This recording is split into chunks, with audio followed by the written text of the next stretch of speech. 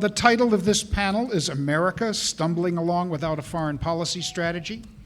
I'm the moderator. My name's Howie Movshevitz, and I have absolutely no expertise in this area whatsoever. So it gives me a good excuse to keep my mouth shut. I'm going to introduce our panelists very briefly. You can go online or wherever to find full biographies if you wish. But starting from my left is Robert Kaufman, who is, he said I couldn't say this, is professor of public policy at the Pepperdine. He's professor at the he's right, at the Pepperdine School of Public Policy. First point to Bob. And next to him is Ike Wilson, who is both an academic and a soldier. He presently teaches politics, public policy, and strategic studies at West Point. And next to him is Douglas McIlhaney, who retired after 34 years as a career diplomat and is now the Distinguished Ambassador in Residence at the University of Miami. And at the end is Michael Berube, who is the Paterno Family Professor in Literature and Director of the Institute for the Arts and Humanities at the Pennsylvania State University. And we're going to begin with Michael. Thanks, because obviously on foreign policy you go to the literature professor first. Yeah, absolutely. Well, I'm conscious of not only being up here with a soldier scholar and with a diplomat, but with Bob Kaufman, who, as you may know, is the author of Defending the Bush Doctrine, and as he will tell you in a moment, actually thinks the problem with U.S. foreign policy is that it has not been unilateral enough. So I could do the cheap and easy thing of playing to the crowd. I could say I oppose the war in Iraq pretty strenuously. I denounce the Bush Doctrine. We should pull out of Afghanistan, get some aloha, say, I'll be here all week, tip your waitresses. That's all the aloha I'm going to get, I know. So, first I want to at least ventriloquize a critique of the title of the panel, that America is stumbling along without a foreign policy strategy, because the left that I'm familiar with does not believe that. There is no stumbling. It has been, since 1945, pretty much about making the world safe for American capitalism, or since 1898, pretty much about global imperialism. Now, there's some truth to that, right? There has been no foreign policy devoted to damaging American capitalism, except inadvertently, as in Iraq. So much of American capitalism runs on oil, especially since the crisis of 1973, hence the slogan, "No blood for oil." So my last book, The Left at War, was about the incoherence of many left shibboleths about U.S. foreign policy. It was a deeply unpleasant book to write. One wonders what friends one is going to make with such a critique. For example, I start with the Chomskyan critique of our intervention in Kosovo. If humanitarian concerns were really paramount, why didn't we intervene in East Timor instead, where we have more direct responsibility for the immiseration of the East Timorese? So, I'm going to talk about the two most recent interventions that are hardest to explain in terms of the promotion of American capitalism. First, show of hands. How many people here consider themselves generally on the left? And that is how I know I'm not in Colorado Springs. Okay. Okay. Oh, by the way, yes. How many people supported intervention in the Balkans? Cricket. Okay, some. Libya. Okay, this is the kind. Todd Gitlin once wrote an essay that Kosovo was the first time in his life where he'd be sitting at a table with friends with no idea where they were. It was really awkward, and I had that moment also, of people organizing an anti-war march in Minneapolis, and all I could do was say, I hear you, but I'm glad that national sovereignty isn't trumping all other arguments on this one. And people took a deep breath and said, we have been getting some really strange Larouchians in the parades. Okay. In Kosovo, I'm going to say Kosovo was a place where the tactic of guilt by association died, because everybody had unsavory allies. I was pro-intervention, not at first. But as it went on, I thought, the idea of overriding state sovereignty with what became the doctrine of the responsibility to protect is not a bad idea. And there was a time when the internationalist left thought that too. I'll say more about that at the very end. Jim Baker, by contrast, Bush's right-hand man, said the Balkans are a place where we have no dog in that fight. And Coulter said that this is the only war an American liberal could like, a thing where we have nothing at stake. Right? Chomsky's critique of the war was matched in ferocity, in my book, only by Phyllis Schlafly. Well, you could say very well, and of course Pat Buchanan was against it as well. On my side, I was chummy with pro-interventionists like Madeleine Albright, John McCain, and the editors of the New Republic. So it deranged all the usual left-right configurations of what I'm saying. And we saw this replayed again just last year in Libya. Now, I'm sure there are still folks who believe that the intervention in Libya was all about oil, even though we could have supported Gaddafi. He was already integrated after 2003 into the global capitalist network without any problem, except we would have Benghazi on our souls. One thing about the intervention in Kosovo also is that everything I've read from Chomsky et al. On the subject does not explain the Western shift in policy. There was no shift. And they say, the bombing sorties worsened the humanitarian crisis in Kosovo, but they start the clock running in March 1999. Because if you go back to 1991, with no intervention all the way up to Srebrenica in 1995, after which we signed the Dayton Accords with Milosevic. Right? Up to that point, we were willing. He's a bastard, but he's our bastard. Suddenly, Tony Blair gets elected. Suddenly, there's a move toward the internationalization of the International Criminal Court. Pinochet is extradited, a good day for humanity. And the mood starts to shift, and the US is kind of dragged into leading a NATO intervention in Kosovo. And the momentum from that, although it was led by Australia, did show up in East Timor later that year. So the anti-interventionists left, or the anti-imperialists left, as they call themselves, because they construe all interventions as imperialist, are one of the targets of my critique in this book. And even when, as in Kosovo, in the Balkans more generally, ethnic cleansing is at stake, or a massacre about to begin in Benghazi, in Libya, you have to understand the alternative to intervention is not peace. There is no peace to be had. There's a civil war going on. The great Howard Zinn once said, you can't be neutral on a moving train. Quite true. You also can't be neutral in the middle of a genocide or ethnic cleansing or a massive massacre. Non-intervention, as in Rwanda, is a position. All right. As for the sovereignty argument, like I said, there was a time when the US internationalist left did not hesitate to take sides in a civil war. I don't know where this shibboleth came from that people cannot intervene in a civil war. I'm glad the French intervened in the Revolutionary War. The Committee in Solidarity with the people of El Salvador in the 80s certainly took side in a civil war, as did the Abraham Lincoln Brigades before them. The idea that the US left has no interest in civil wars, that they are purely internal matters to be determined within the parameters of the Westphalian paradox, that's a pernicious kind of isolationism that has crept into the left from what was the hard right of the 1930s. Last, the responsibility to protect is critiqued, not without reason, as a fig leaf for neo-imperialism, where the West gets to go in on failed states in Africa and set things right. But actually, the responsibility to protect is actually nothing new. It's actually based in Hobbes. The sovereign rules in Hobbes because the sovereign has the responsibility to protect. The sovereign who turns on his or her people and massacres them, starves them, whatever, has lost the right to sovereignty. That's what's behind R2P in the UN enunciation of it. Now, that all said, I find it remarkable and weirdly endearing, Bob, that anyone would think that the problem with US policy in recent years is that we have not been unilateral enough, or that the UN has been granted too much legitimacy. I call this endearing because one of my favorite books when I was a kid was Alice Through the Looking Glass. In Iraq, I think the idea that we could go that alone was not only damaging to hundreds of thousands of Iraqis, but to us and to global security more generally. I don't think that's true at all in Libya. Libya enjoyed, both with the UN and the Arab League, a degree of legitimacy never present in Iraq. And the reason that legitimacy matters, why strengthen international institutions at the expense of superpowers? Partly, I think it's in our long-term national interest and certainly in the long-term global interest. Remember John Kerry and his global test, that the interventions have to pass a global test, for which he was roundly mocked by Bush and the whole Bush campaign. And all that Kerry was saying is that we should have a decent respect to the opinions of mankind.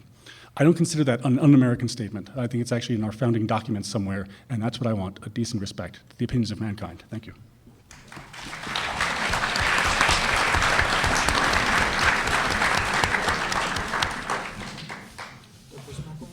Thank you. I was a professional diplomat, as the moderator said, for a number of years, so I have no principles. I really don't have any policy. I'm sort of told what to do by the people you elect. And that's probably the way I've seen the world, Lo, through these many years. And I want to comment on a few things that you said, but first of all, any of you who are aspiring to a Foreign Service career, if you can have your own principles, and you might want to steer away from the things that you don't like, but you'll probably have to deal with military folks. The people who have an ideology, you'll deal with them too in terms of political leaders, some more, some less, some more moderate, some less moderate, but you'll find a way to shelve them somewhere and actually confront the real world as we know it.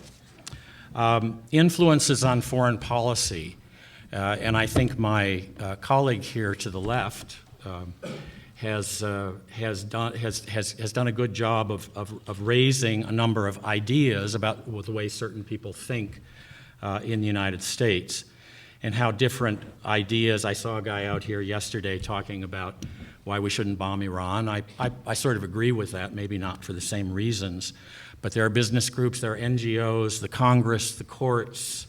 There's so many people who get involved, and it all comes together in the Fudge Factory in Washington, and that's the State Department, Foggy Bottom, and those are the people who actually carry out policy. Now, I've worked since Richard Nixon in the State Department, and I can, all of you, okay, who might be to the left of center, remember who brought peace in Vietnam? It was the Republicans. Of course, they dumped Henry Kissinger because he believed in balance of power and he had no principles. But I've lived through a number of administrations, and I would characterize them maybe talking about, do we really have a foreign policy from Reagan and communism? Bill Clinton was essentially stay out of foreign wars until Kosovo and Bosnia, and he was pushed to the blackboard. I don't know if you ever remember him giving the geography lesson about Bosnia to very educated Americans who had no idea where it was, but that's something that you work with in foreign policy. Staying out of foreign wars, et cetera. A lot of people characterize the Bush administration as reactionary to 9/11, not reactionary necessarily in the clear political sense. And the people we have today, I guess, what could you say, the lead from behind? Don't get too involved. And I think the number of issues my colleague raised probably have something to do with that. Let me talk a little bit about, this is an interesting issue, and I know there's another panel, because I suggested it, on this issue, I'm sure others did as well, about intervention and state sovereignty. At which point does a country feel that it is necessary to intervene? And as you well said, it was the left and right who came to a meeting of minds when the issue of human rights became the motivation to get involved somewhere. Clinton went kicking to this because he had bad relations with the military at the time. He'd proposed gays in the military, if you might remember, which didn't go over very big in 1992. Colin Powell had something called the Powell Doctrine, which that you don't use the military unless your direct national interests are affected. And Bosnia, long ways away, nothing happening. Well, we finally found a way to get involved, but I can remember sitting at the table at NATO when NATO, which was this organization that didn't do anything except guarantee the peace during the Cold War, and then it had no idea what it was going to do after that.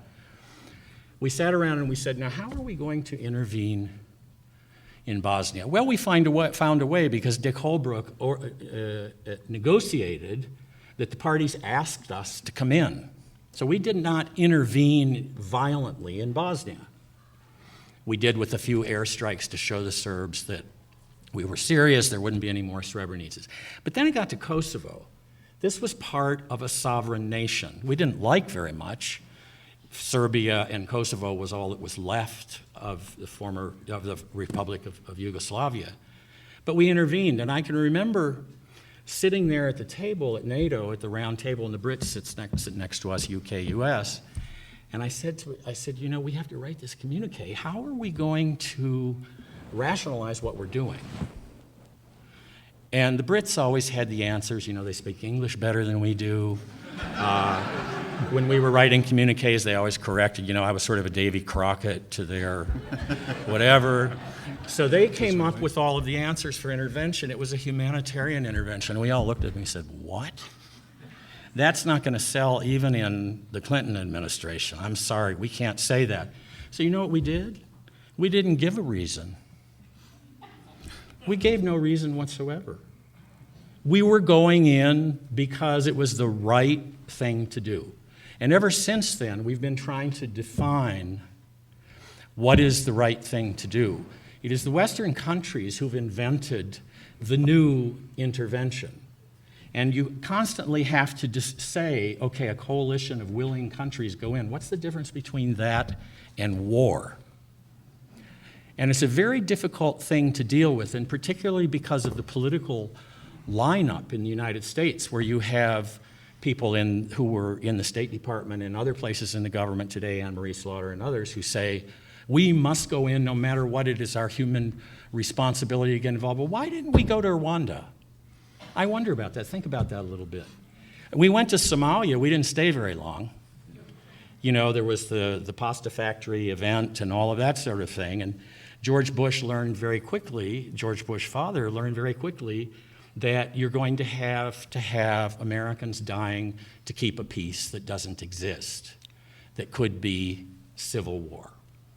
Okay, that's all well and good. We get to 9/11, and we have, if I want to follow this trajectory of interventions, we get a blessing to go into Afghanistan, don't we? We get the UN Security Council, the supreme body that a lot of people in this country don't like, but at least it's a blessing internationally. Easier to keep together a coalition, including the Russians and the French, who were very troublesome at that time about this. And I heard George Bush father personally, right after 9/11, say, if I had invaded Baghdad, or if I had gone to Baghdad, I would have lost the Russians and the French immediately. He didn't say anything about what his son said. Okay, we go into Iraq, which I happen to think is one of the greater foreign policy mistakes of our generation. Not because I'm a non-interventionist or I'm an isolationist. I think it was a very bad use of resources. Take all the morality away from it, whether we should be there or whether we should not. And that gets into the whole issue of the next panel of peace building, and you should come and listen to me talk there about what I think about peace building and about the process. So we've come to this point, we're pulling out of these places. Nobody in the United States seems to be saying too much on either side of the political spectrum that somehow or another there's something wrong with pulling out now. And I go back to the interventions that we have conducted over the years, and I can only conclude that, I'm not necessarily a Bob Kerrey supporter, but the idea of, and this comes from a practitioner, the idea of find out whether it's going to work before you do it. Find out what your objectives are before you do it. And if you can succeed, if there are good chances of succeeding, do it. But don't go in and think somehow you're going to remake a country overnight, because Americans like to do it. We like to have a solution to a problem, and we want to do it fast. Well, it doesn't work like that in international relations, and particularly in terms of interventions. Thank you.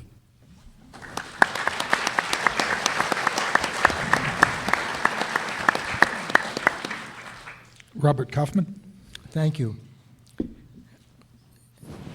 I'm not a diplomat. You'll find that out if you didn't know it. I'm going to talk about what the topic, I think, was. Does Obama have a foreign policy? Or stated provocatively, are we stumbling in chaos? As usual, I think most of the panels here are done after a Grateful Dead reunion and reflect that confusion, because the fundamental premise of the panel is wrong, at least the title. President Obama has a clear, coherent foreign policy, that he's followed quite consistently from the beginning. He will do so even more without facing the constraint of reelection if he is reelected in 2012. So he has a vision. He has a foreign policy. It is very consistent. What I will argue is it is dangerous, perilous, and unwise. You're not going to like what you're going to hear, which I take some pleasure in delivering. It's a bonus. There is, however, a pedagogical purpose to it, because what you're going to get from me is very close to the thinking of Governor Romney and his principal advisors. So whether you like it or not, even if you don't agree with it, especially if you don't agree with it, it's what the election's going to be about internationally, and if you don't agree with it, what you're up against. So here goes. President Obama came to office with well-formulated foreign policy instincts, coming from the left wing of the Democratic Party. He is at the left wing of the left wing that has dominated the thinking of Democrats on foreign policy since the Chicago Convention of 1968. He came to office the veritable anti-George W. Bush, the anti-Reagan. Whereas Ronald Reagan and George W. Bush and people like Harry Truman considered that the greatest threats to the United States occurred when we were unprepared and too unwilling to fight, President Obama believes that what J. William Fulbright famously or infamously called the arrogance of American power constituted often a greater danger to us than the threat posed by our traditional enemies. Whereas Reagan, Bush, and Truman and Cold War presidents up until Lyndon Johnson emphasized what's known as the hard elements of power, economic, military power, President Obama has emphasized what Joe Nye has called soft power or smart power, believing that the United States can achieve more by the influence of our culture and example rather than by traditional means of deterrence, coercion, and the threat and use of force. Whereas President Reagan and George W. Bush believed, as I do, and I think history demonstrates, that relying on the UN is like a second marriage, a triumph of hope over experience. It doesn't work. You only go there when you don't want to act. President Obama has great faith in the efficacy of international organizations and multilateral institutions to achieve legitimacy and effective results. Whereas Reagan and George W. Bush were American exceptionalists touting that notion in a positive sense, believers that our best days were ahead of us, President Obama and his foreign policy team has embraced some version of declinism, Fareed Zakaria's version, positing that the rise of India, China, and the EU means that the United States will inevitably lose its preeminent position in international politics. Moreover, that is a good rather than a bad thing because it saves us from the temptation of the arrogance of American power. As part of this grand strategy, President Obama has committed the United States substantially to reducing the military budget. If he has his way, our budget will shrink by $1 trillion. It will constitute, when he's all through, less than 3% of the GDP, a level less than what we were spending on the eve of Pearl Harbor when we were woefully unprepared for what was to come. The upshot is that I think this general philosophy that President Obama has brought to the United States, retrenchment, retreat, multilateralism, is dangerous and perilous, and it will reap bitter dividends, especially when it metastasizes in the second term. Let me highlight or lowlight 3 or 4 specific examples. I have a piece in Bob Kagan and Bill Kristol's journal. You can look at the full thing if you can bear it emotionally, called The Perils of Obama's Foreign Policy for the long version. Here's the synopsis. Since 2009, one example, President Obama has gone on a veritable apology tour, believing that engaging America's adversaries and sowing doubt in the minds of America's friends will yield better results. I think this is misguided. His Cairo speech in June 2009, vastly inflating Islamic accomplishments, underestimating the threat of radical Islam, fecklessly equating Israel's policy on the West Bank with the Holocaust. All these things indicate a temperament that believes that conciliation rather than firmness is the best way to deal with our adversaries in the Middle East. The flip side is President Obama has treated our traditional friends more harshly, canceling missile defense in Poland, the Czech Republic, and Hungary in a vain effort to appease an increasingly authoritarian Putin, seeking to restore Soviet imperial authority under Russian guise in East Central Europe. President Obama has treated China, I think wrongly, as a status quo power rather than as a hegemonic power whose hegemonic ambitions are rooted in the authoritarian nature of their regime, requiring robust deterrence. The distilled essence of everything wrong about President Obama's foreign policy is in the Middle East. Albert Einstein defined insanity as doing the same thing again, expecting different results. That's true of romance, that's true of this. The lowlights of this are treating a decent and democratic Israel more harshly than a fanatical Iran, assuming that negotiations will stop the militant mullahs. They're Prozac to us. If Obama gets a second term, Iran will have a nuclear capability touching off an arms race in the Middle East. I will answer to the extent you're not throwing anything, and I work out so I can duck. I will sum it up by saying that if I were to advise the next president, and they said, Kaufman, give me one piece of advice I should start with, I would quote Demosthenes in reference to what he said to the Athenian assembly about the failed policy of appeasing Philip of Macedon. I would tell President Romney, don't do what you're doing now, as the first piece of advice. Thank you for your forbearance.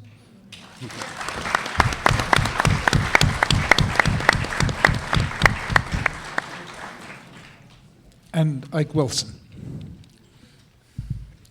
Yeah, Old Chapel shouldn't be the room that gets me in trouble every year.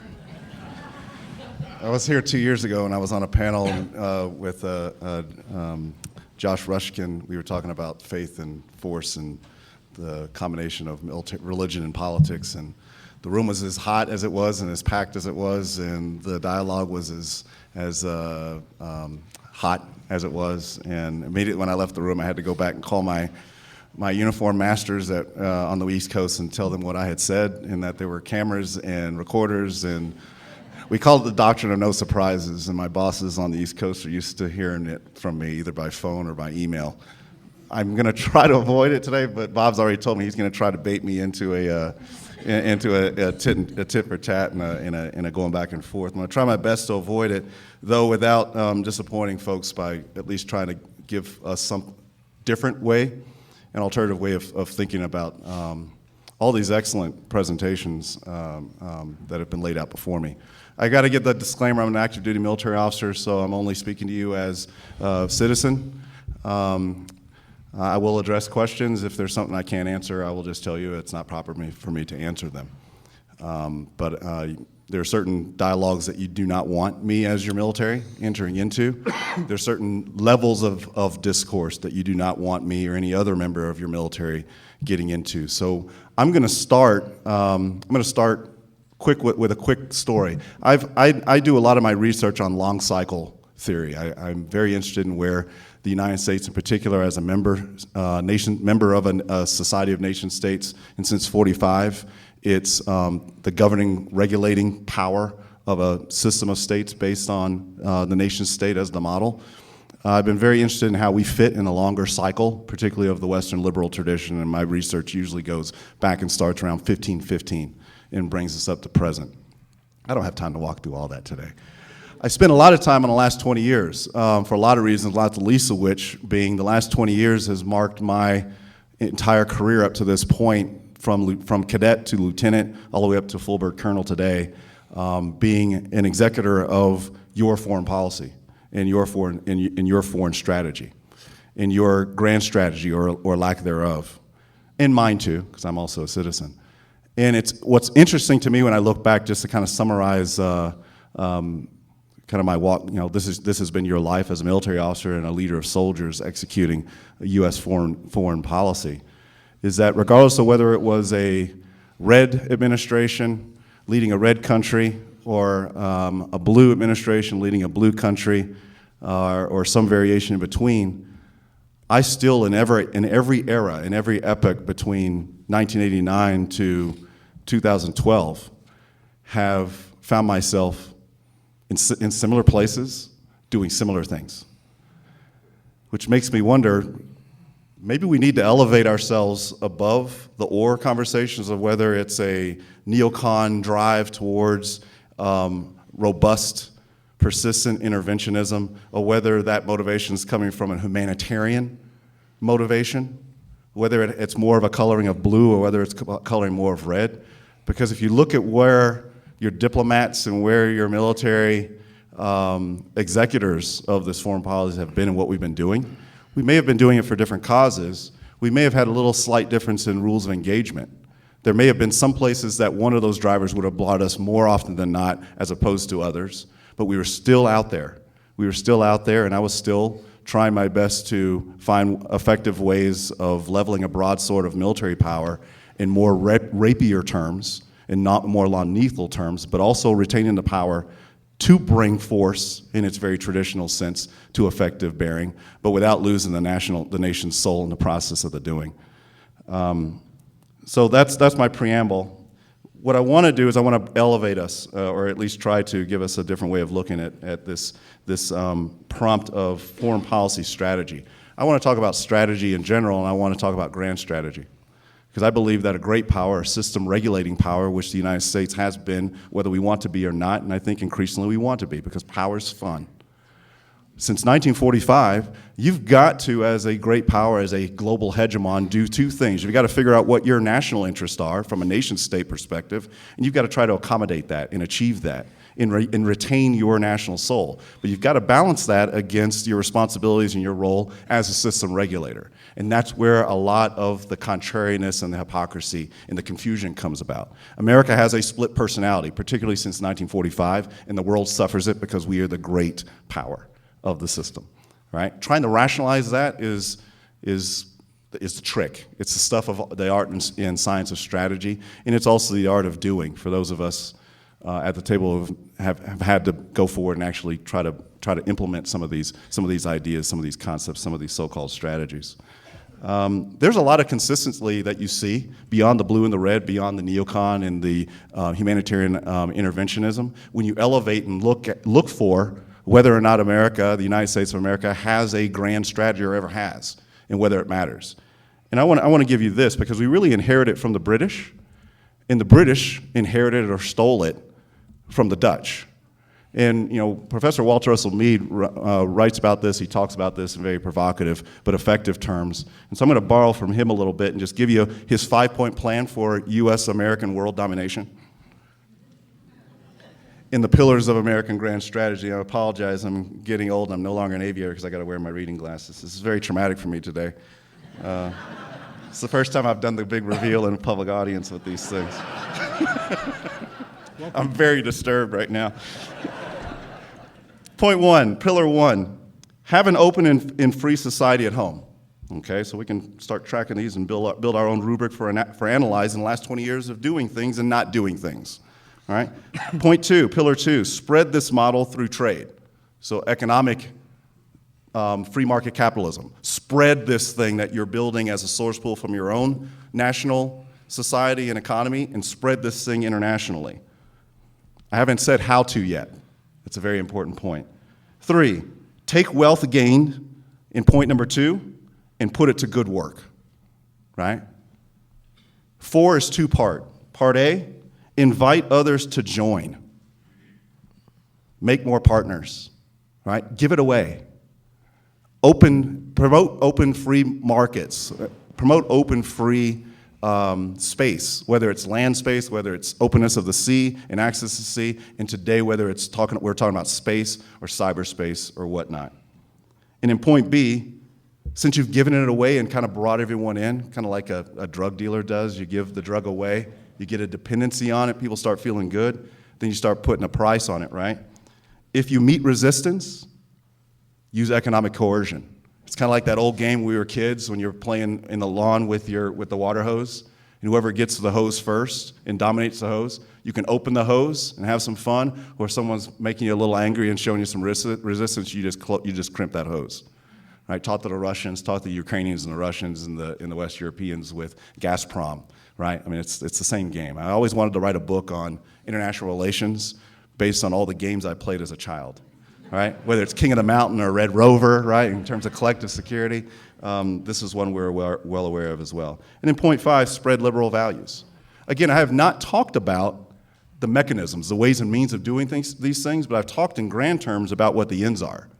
And I think when you think about those ends and you reconsider the last 20 years alone, going about an even mix of Republican administrations defining, framing, and implementing and encouraging certain ideologies and worldviews and promoting certain foreign policy strategies, or whether you're talking about a Democratic administration doing the same thing from other directions and for other motivations, the commonality are the ends. There's a lot in common between your staunchest neocon and your staunchest humanitarian interventionist. It's not a linear divide, it's elliptical. And when you bring these around to the side, the extremes of both have more in common. They're bringing you to the same places. I'm not putting a value on this intentionally because I'm a military guy. But I'm not saying that it's not a very vitally important conversation to have. But if we persist in having these conversations in analyzing whether we're stumbling along in one moment because it's a blue or red moment, or whether we're stumbling along or doing really well, vice versa, we are missing the commonality that brings us together. It's bad for a nation state individually, particularly a republic, and it's really bad for a system regulating power. It's really bad for a system regulating power. How many? I've got, 1 minute? Okay, I'll finish with 1 minute. I did a triage, and so I'm going to give you 3 points. I'm going to leave you with 3 points in terms of my triage of why there may inherently be a little bit of a stumbling when it comes to an American grand strategy. And you have to look at our domestic politics. I've only painted out for you, and the panelists have really only painted out to you 2 images, right? But there are at least 4 images, 4 major images. There's a Hamiltonian strain in us that brings us into the international environment largely for trade reasons. There's a Wilsonianism that brings us out as well to the same places, but more based on the things that are familiar with us today: responsibility to protect, Universal Declaration of Human Rights, moral value-based causes forward.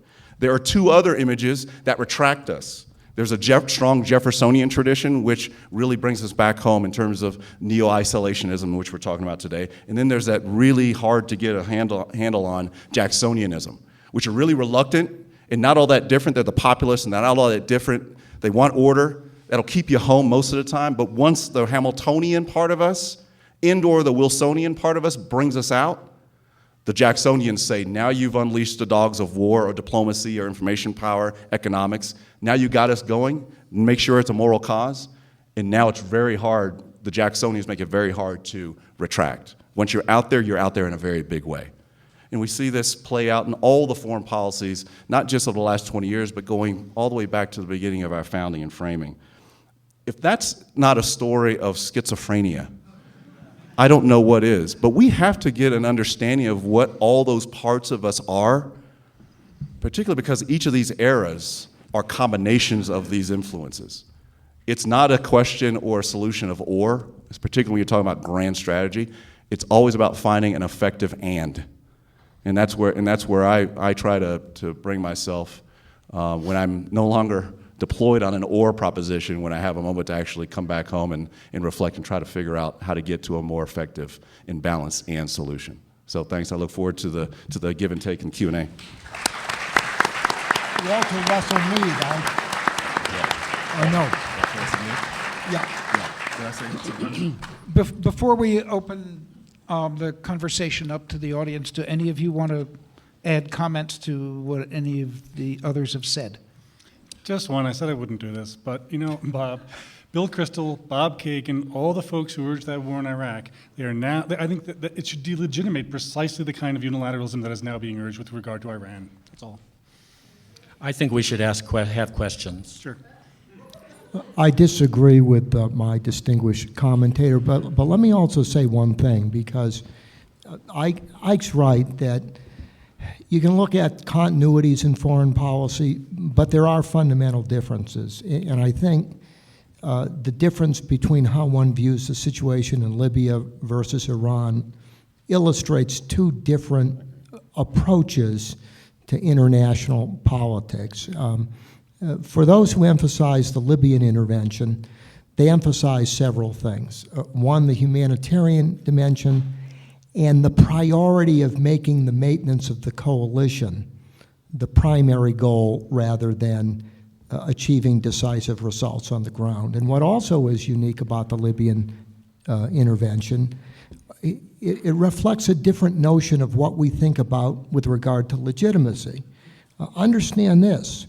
We went into Libya without any express approval of the Congress. President Obama sought his approval from the United Nations and the Arab League, not the Congress.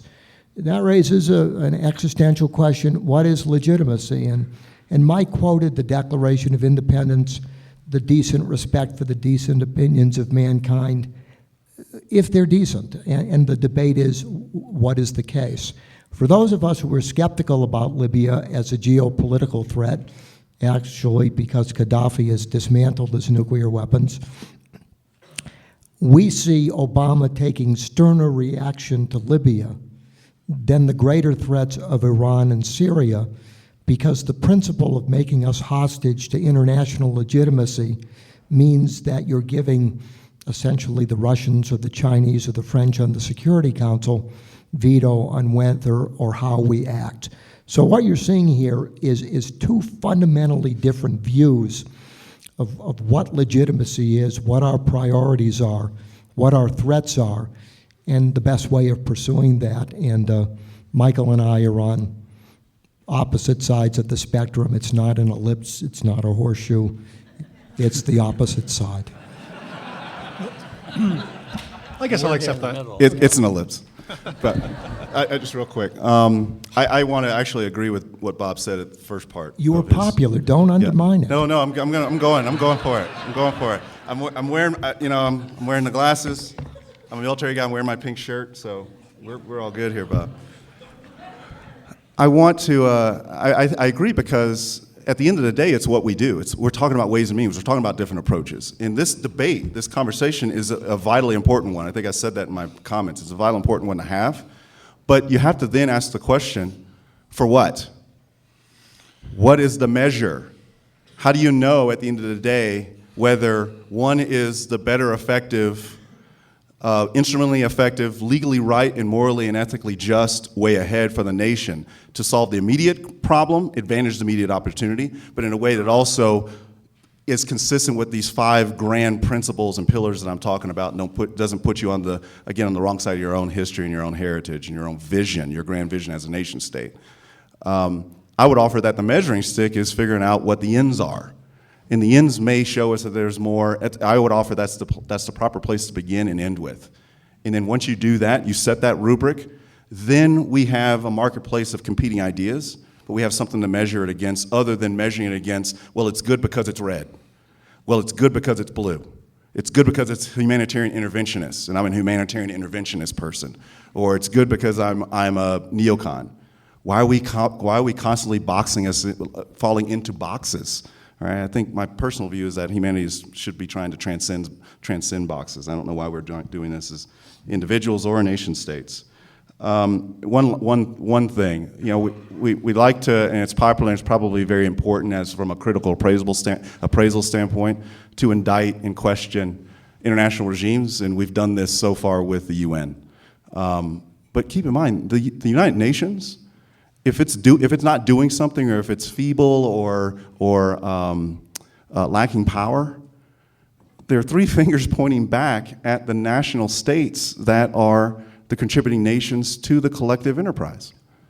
So if we continue to indict the international regimes, by the way, the ones that we help plant the seed corn of as the global hegemon, as an extension of a US-led international system, a Western liberal system, we're actually unraveling ourselves in the long term, right? The indictment is against ourselves as a community of nation states that are choosing, for whatever reason or not to invest in the collective instrument for collective action. And I do believe increasingly, because of the tragedy of scales, all global problems and opportunities going larger than any capacity of any nation state, you're going to have to find extensions of force, national state force capacity, through powerful combinations. And these international regimes are one mechanism, not the only, but one mechanism of doing that. But the indictment goes both ways, and is actually a weighted indictment of international regimes pointing back to the national states that contribute or fail to do so. I'm forced to react here. I tried to save the time for you, but I have a few more things I have to say. First of all, we're both practitioners, but you don't make foreign policy. No, that's exactly right. And you said it was a slip. It was a sort of Rumsfeldian kind of slip. That I'm just trying to stir things up a little bit. No, that you make foreign policy, you make defense policy and strategic policy. No, that's right. And foreign policy is something bigger than that. Yeah. Second of all, I just want to make one point about Libya as a practitioner. You know, for years, we've been trying to get the Europeans to take some responsibility for security. We've said to them, you spend nothing on defense. You have nobody, well, it's because of the Cold War. They sat there and we protected them for many, many years. So we spend more than all Europeans put together, way more on defense. And we, by the way, ensure their defense. So let's take the example of Libya. There was a good thing that happened there. The Europeans, who are our allies, right, and we should treat them well, not just the Poles and the Czechs for defensive missiles. They had to take the lead. They didn't really take the lead. Obama maybe, did he make this unfortunate statement of leading from behind? No, I think that was something that was invented for the elections that we're going to have. No, it came from his administration. Okay, it came from his administration. We got the Europeans out there to do something. Is that good for America? Is it their major responsibility and their critical issue for them? Can we work together with the Europeans and get them to take responsibility? That's all I want to say. As it was in Kosovo, absolutely. Anyway.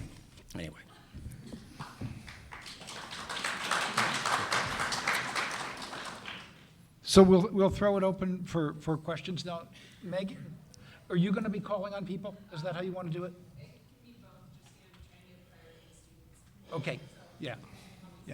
And I want to remind people that this is a question time, not a speech time.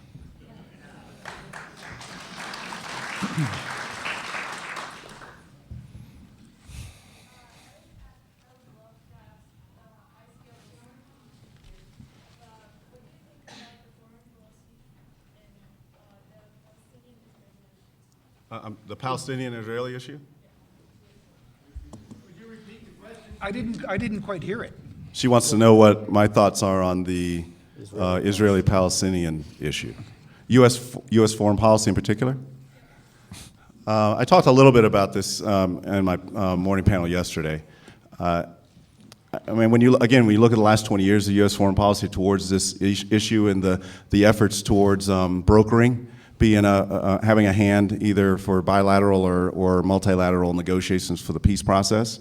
I mean, the thing I think we should applaud the United States for, whether it's a Democratic administration leading that effort or Republican, is that we do take efforts in getting a start towards that peace process. The problem is, in all too many administrations, it usually, more often than not, it comes in the last the last throes, if you will, of the administration. It's almost like a Hail Mary shot for a legacy to be made. Sometimes you get it right, but most times you get it wrong. And I would say that our policy approach, our foreign policy approach to the Middle East problem is, and the challenge has been very emblematic and illustrative of many of our other interventions. I did talk about this yesterday. We tend not to have a problem with the start, but we have a problem with finishing well. I don't know. There are lots of causes and lots of explanations for that. I think part of the pathology is part of what I tried to frame out in terms of those images of who we are. I also think you know, at the beginning, middle, and end of the day, it's also their issue, right? But we kind of got involved in this, you know, back in the 40s by breaking the Prime Directive, right? I always usually summon Gene Roddenberry at these talks at some point, right? And so we did the thing that Gene Roddenberry in Star Trek would tell us not to do. You by any means necessary, you try to avoid as long as possible breaking the Prime Directive of getting involved into an internal conflict, right? Because then you, as you know, Secretary Powell said, you know, Pottery Barn applies. And I'm mixing a lot of stuff now. Once you have a hand in breaking it or not repairing it, you own it. There's a responsibility there.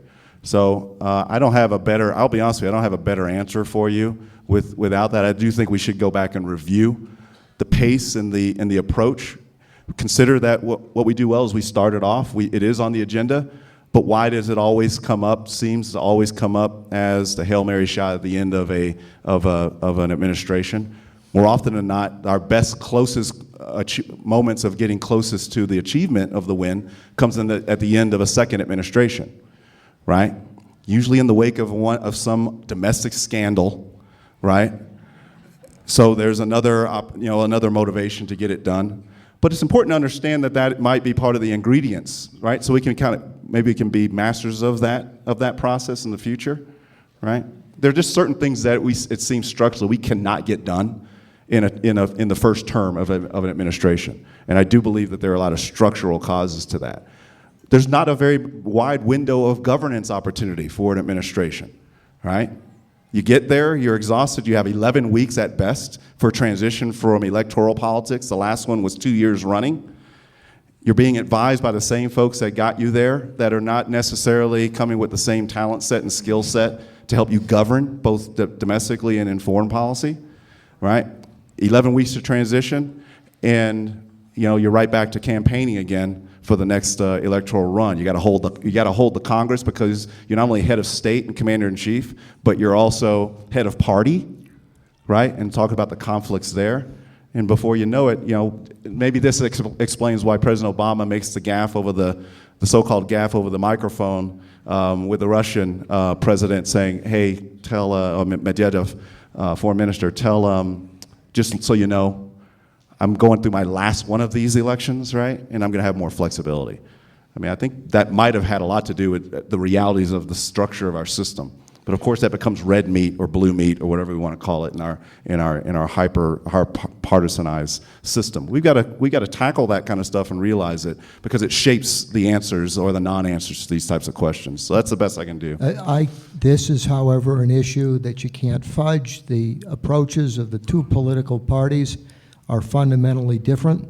The Republicans believe, and count me among them, that the reason you won't have peace in the Middle East is that the conditions for peace won't exist until you have Israel's neighbors and the Palestinian Authority recognizing Israel's right to exist in defensible boundaries. That's true. Also, the signal for that, before you have change on two things, there's no peace. One, textbooks in the Palestinian entity that could have been published in Nazi Germany in the 1930s. You do not prepare a population for compromise by demonizing your enemy.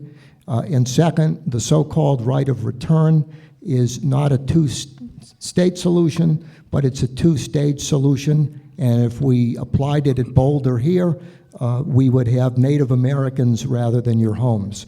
So the reason there isn't peace, and I think this is one area where Obama is particularly misguided in treating a decent and democratic Israel more severely than the tyrannies that seek to annihilate it. I am confident on this issue that I'm very close to Governor Romney and his principal advisors on this. I'm just going to quote one thing. Palestinians must abandon violence. Hamas must put an end to violence, recognize past agreements, and recognize Israel's right to exist. Obama, Cairo, 2009. I think this is a reflection of what we have to deal with at the Fudge Factory in terms of the elements that go into foreign policy and the different perspectives and the constantly changing perspectives in the United States about the Arab-Israeli conflict.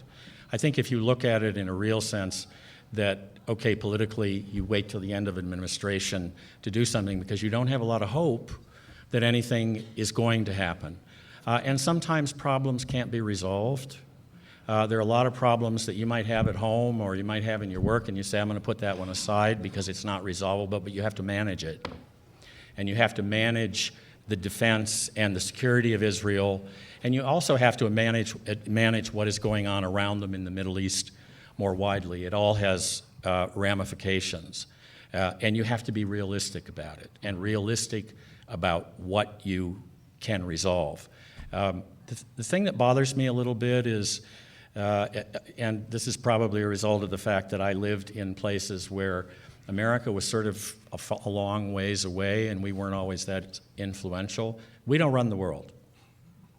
And I find it rather strange when people cannot, for example, I've noticed in this conference that very often some people will say, don't you dare mention that defense, as Alice Rivlin said yesterday, defense is going to have to be dealt with in terms of how much money we got. Now, is that going to affect how we react overseas? It won't affect the rhetoric. People will still say the same things. We got to do this, we got to intervene, we got to do this. But the people who are actually making the decisions, and that doesn't matter what side of the fence you're on, we're going to try and do it on the cheap. And you continue doing things on the cheap to the extent that you intervene in a country and 2 years later you're out of there and you said you were going to rebuild the place. But you broke it, like Colin Powell said, but you're not going to fix it. So keep that in mind. I mean, you know, we're the big elephant. And we move in certain places, we do something, and then all at once in Washington, they turn the tables on us. And we go off in another direction.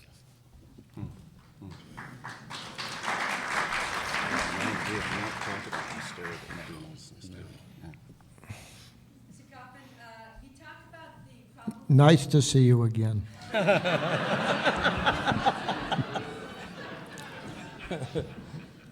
take issue with multilateralism to increase standing in the international community. You take issue with Obama's speech in Cairo to appraise the Middle East community. Why do you promote stable, democratic, U.S.-friendly regimes, yet when the U.S. acts to win hearts and minds abroad, you say that it is a sign of weakness? It's a good question, but let me paraphrase Machiavelli. A good statesman is like a physician, and a physician knows that the two things that are critical is an accurate diagnosis of the disease and an accurate remedy for the disease. Now, sometimes negotiations work. If you're dealing with Sweden or France, even the miserable French, I'm not worried about their nuclear program. If you're dealing with a mullah from Tehran who believes that the Holocaust didn't happen and it's a bad thing that it didn't, and the remedy for the problems of the world is to impose a caliphate on Anglo-American civilization, the means and the strategies are different. So I don't think there's any strategy that is appropriate for everything. Like a physician, you have to diagnose when and when not is it appropriate. Now, if you look at the history of the United Nations, it has succeeded twice in major international security situations, and they were exceptions to the rule. When the Soviets were boycotting in 1950, Truman got Korea approved by the UN, no ever boycotted again. And in 1990, George Herbert Walker Bush was less a brilliant diplomat and more the beneficiary that the Soviet Union was collapsing. China was still cowed by the reaction to Tiananmen Square, and the usually obstreperous French were fearful of German unification.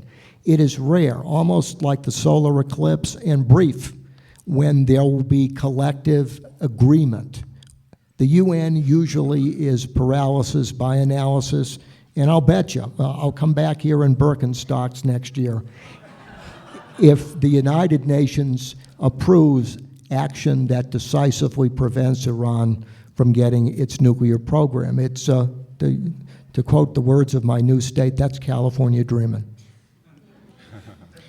I just want to get something very briefly in. When we get past the military intervention argument, which this has centered on for obvious reasons, and we look at the rest of the discussions at this conference having to do with climate change, having to do with wars and conflicts over resources like oil and water, there is no solution to those things except they are collective action problems that need collective solutions.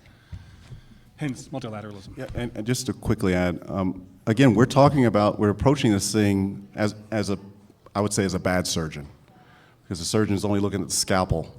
They may be doing the triage, but are they triaging only the particular ailment that we see, or are they looking at that ailment in the combination of a full body analysis, right? And that's why I wanted to talk about, and I'm using the language that we've been presented with in terms of foreign policy strategy, but that's one instrument. I want to talk about how foreign policy strategy, how military strategy, how information strategy, how economic strategy fits into this larger thing that's called grand strategy, and that is how a nation or a community of nations or entities, you could be business corporations or whatnot, combine different types of force, different instruments for the surgeon's kit bag, how they combine those for the accomplishment of large ends. Right? And that's really what we're talking about here. When we are approaching these puzzles from single instrument of force lenses in hopes for solutions, I would offer we're always going to be left lacking in a comprehensive solution to very comprehensive and compound security dilemmas. I think I wanted to say one thing about the United Nations. I worked there for Andrew Young, and I also worked there with Jeane Kirkpatrick. And although their perspectives were considerably different, I think they were both there to what's at the bottom of diplomacy and foreign policy, but to advance American interests. And as somebody said earlier, you can only advance interests when you push them very hard. Now, you can do them in other ways. And by the way, in the United Nations, of course, the UN didn't do anything. We blocked it from doing anything with the Russians until the end of the Cold War. Yeah. I mean, they were in Cyprus, they were in Kashmir a little bit, 5 and 10, and a few Swedes and a few others thrown in. Okay, but when that game was up, can you imagine how many places the UN has been where we didn't want to go? And by the way, it wasn't the UN, it was members of the UN in Australia, in Afghanistan. Was it bad having the UN in Afghanistan? Was it bad having a blessing of the United Nations? I think the blessing word hurts people sometimes. They're controlling us. No, we're using that institution to advance our interests.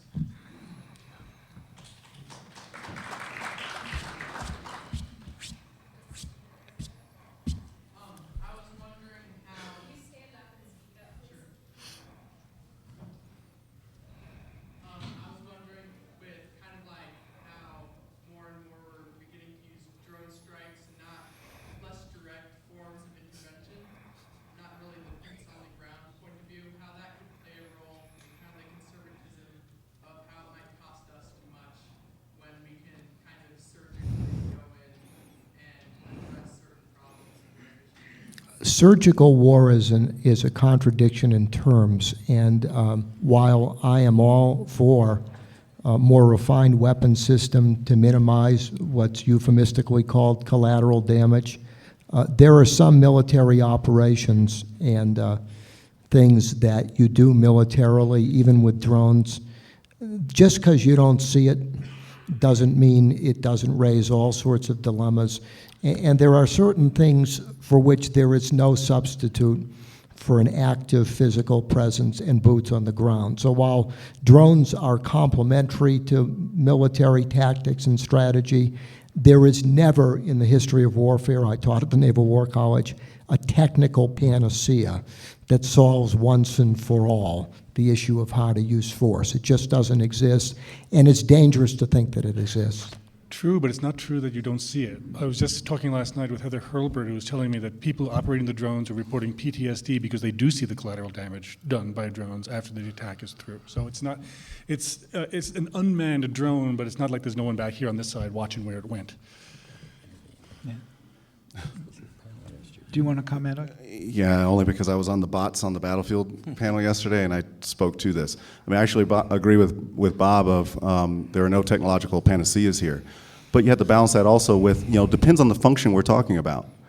There's lots of places in terms of the different functions of warfare where the use of technology is, in fact, the instrument of choice for the surgeon. That's the first one you go to. There are effective cost solutions in that. And the most important being human blood and treasure, but blood first and foremost, saving human lives. First and foremost, civilians, and then last but not least, the combatant, the legal combatant, the soldier.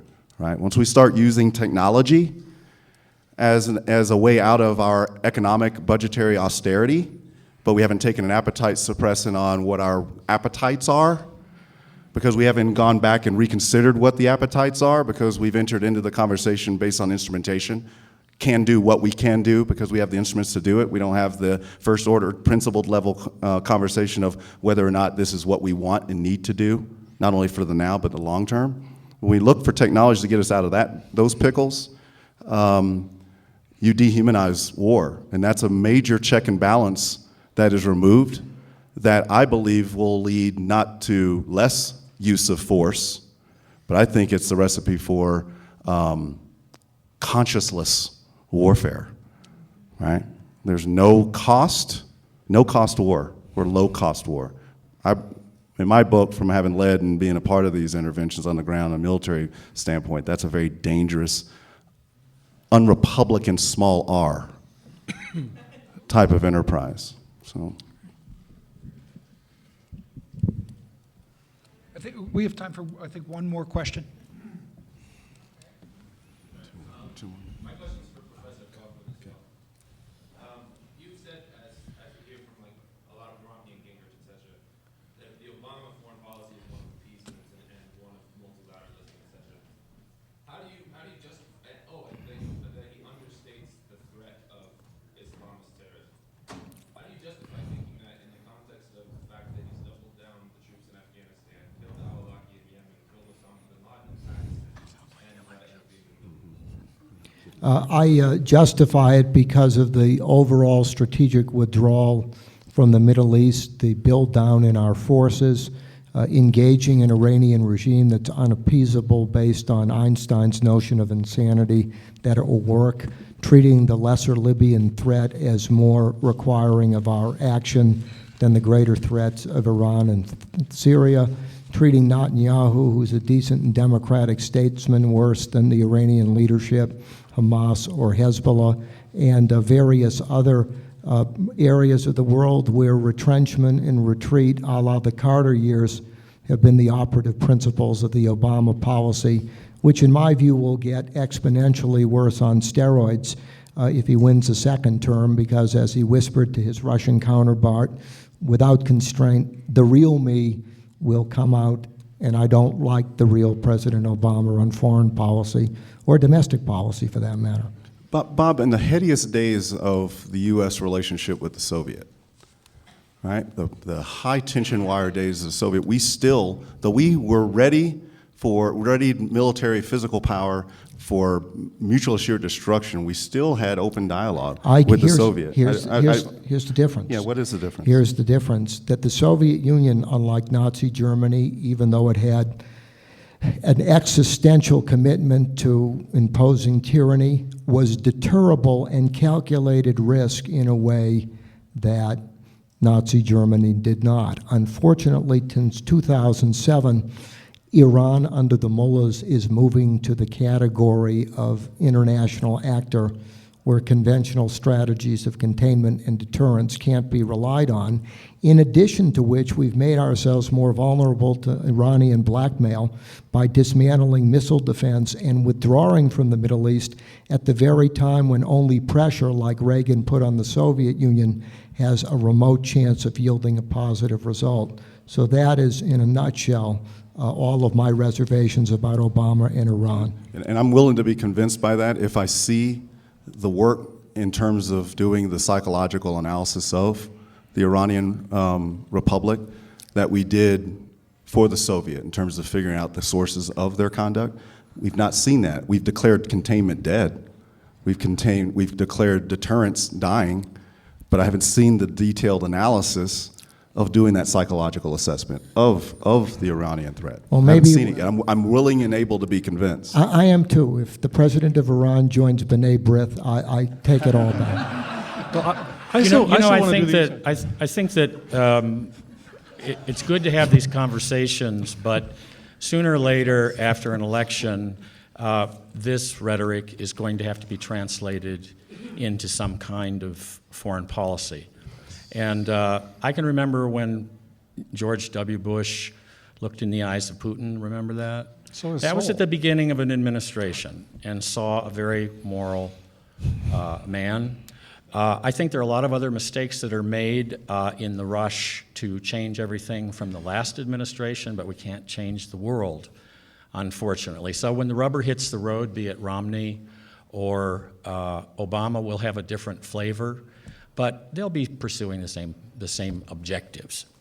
One thing about Obama is I think your question goes to a widespread, I don't know that you share this misperception, but I know a lot of my friends on the left do, that Obama pledged to withdraw from Afghanistan. He campaigned on doubling down.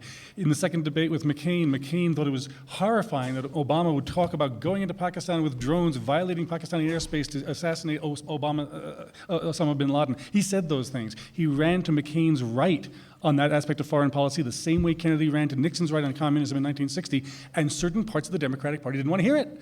They knew he was against Iraq. They knew he came out against that as a stupid war in 2002. But he always said Afghanistan's where the real battle is. Whether or not you agree with it, he's never gone back on that. Now, Al-Awlaki is another story because you're talking about an American citizen, and the question is whether an American citizen can ever do anything like effectively declare war against the U.S. to forfeit their rights as a U.S. citizen. But I think it's striking that sort of left Democrats and Bob have the same misperception that Obama came from the left wing of the Democratic Party. On that, Unity again. did somebody want to get in a comment really fast? No, I think the marijuana is affecting his judgment. Good for you. Well, thank you all for coming, and thank a very smart and articulate panel.